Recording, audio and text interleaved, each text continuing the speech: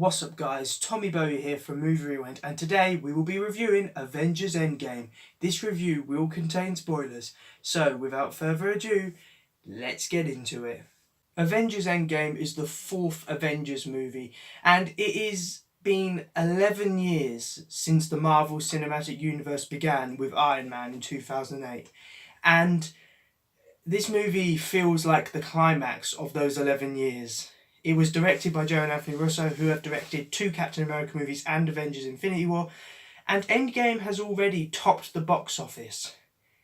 And what can I say?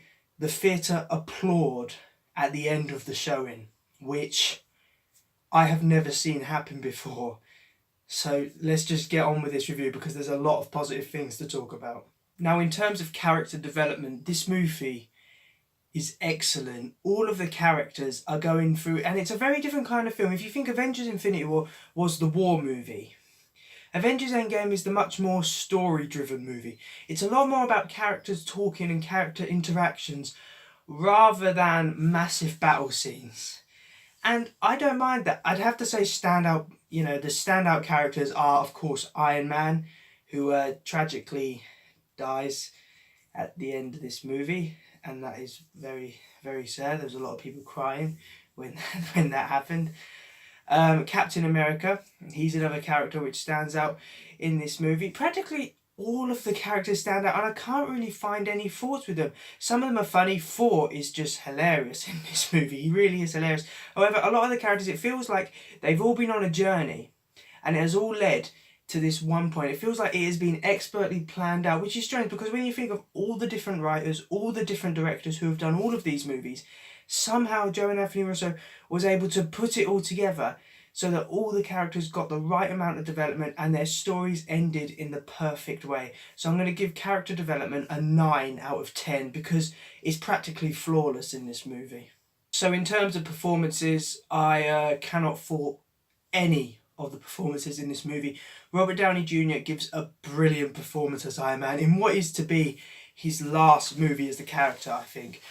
Now, it's been 5 years and Iron Man now has a kid, so he has something which he can lose. And it's so heartbreaking. He gave such a brilliant performance in this, and I'd like to say thank you to him. Because without Robert Downey Jr., the Marvel Cinematic Universe may have never been, because Iron Man won audiences round. He won audiences round with his portrayal of Iron Man, and he gave a brilliant performance. Likewise, Chris Evans, Chris Hemsworth, Scarlett Johansson, Jeremy Renner, they all give brilliant performance in this. And of course, Josh Brolin as Thanos, he is still a fantastic villain. Has to be one of the best Marvel villains put to screen because he is so sympathetic as well. Which is strange that you can kind of agree, you can kind of understand where the villain's coming from because he thinks he's right. He's not on some diabolical plan. He actually thinks he is right and he thinks that the universe does need correction. And that's strange when you can understand a villain's motivation to the point that you kind of think, well, is he correct? That makes a good villain. That really does make a good villain. So the performances, I've got to give a 10 out of 10 because I can't find any problem with the performances in this movie. Now, effects is going to be quite a short section because I can't fault the effects in these movies. They're all fantastic effects. If I had to pick a standout effect, it would still have to be the work done on Thanos because it holds up really well, it looks really realistic, and you can't really see, even though you know the movie is a lot of CGI, it's not like Justice League where you can kind of see the pixels moving. It's all really well done CGI. They use a lot of motion capture in this, especially on Thanos, and it works. Can't fault the effects. Effects are 10 out of 10 because they had a really big budget and they obviously used it on the effects. So the story and writing is one of the strongest aspects of this movie because I think some people went into this movie thinking it was going to be Infinity War Part 2, which it's not. It is not a war movie. There is not a lot of action in it. It's a story-driven movie. It is about the characters involved. And there's quite a lot of time travel. They go back in time to get the 6 Infinity Stones so they can snap their fingers in order to undo what Thanos has done. However, I think they handle the time travel really well. There's a lot of nostalgia in those scenes, especially when they go back, to previous Marvel movies, such as the Avengers, Guardians of the Galaxy, For the Dark World. I think that's done very well. And to be honest, the writing is so beautiful. I mean, they kill off Black Widow, they kill off Iron Man, and their deaths are done really well. There's a lot of emotion there. And the ending, it is sad. There's a lot of sadness. However, there's quite a lot of positive emotion as well, because all the characters are brought back. You know, Hawkeye gets to be with his family again. There's a lot of positive emotional moments as well as negative emotional moments. And I think it just rounds off Iron Man's story, who's been there since the very first Marvel Cinematic Universe movie. It rounds off his story in a very beautiful way, and the story and writing is going to get a 10 out of 10, because I think it's a beautiful story. It is not an action movie. There is a massive battle at the end, which I think makes up for it. It is about the characters involved, and it handles it really well.